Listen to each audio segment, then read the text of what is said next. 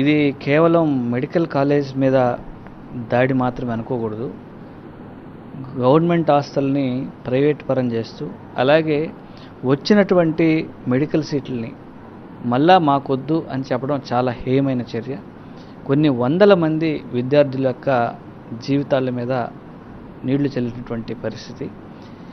ప్రతి medical college మాకు సీట్లు కావాలని ఫైట్ చేస్తుంటుంది, ఎక్కువ సీట్లు కావాలని. కానీ మన రాష్ట్రంలో మాత్రం దానికి భిన్నంగా వచ్చిన సీట్లను మాకొద్దు అని చెప్పడం దేశ చరిత్రలో ఎక్కడా ఏ రాష్ట్ర పరిధిలోనూ లేదు. ఇది కేవలం ఆంధ్ర రాష్ట్రంలోనే ఉంది ఈ కూటమి ప్రభుత్వం వచ్చిన తర్వాత. కానీ ప్రజలు, విద్యార్థులు అందరూ కూడా దీన్ని గమనిస్తున్నారు.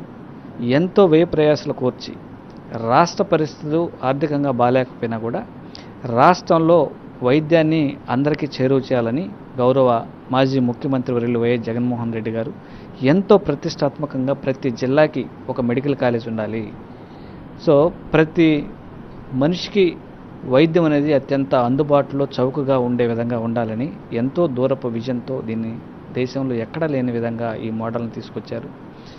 అలాగే ఈరోజు మనం ఇతర దేశాల్లో చూస్తే అక్కడ వాళ్ళ మెడికల్ ఫెసిలిటీస్ ఏ విధంగా ఉన్నాయి, ప్రతి ఒక్కరికి ఆరోగ్య భద్రత ఉంది.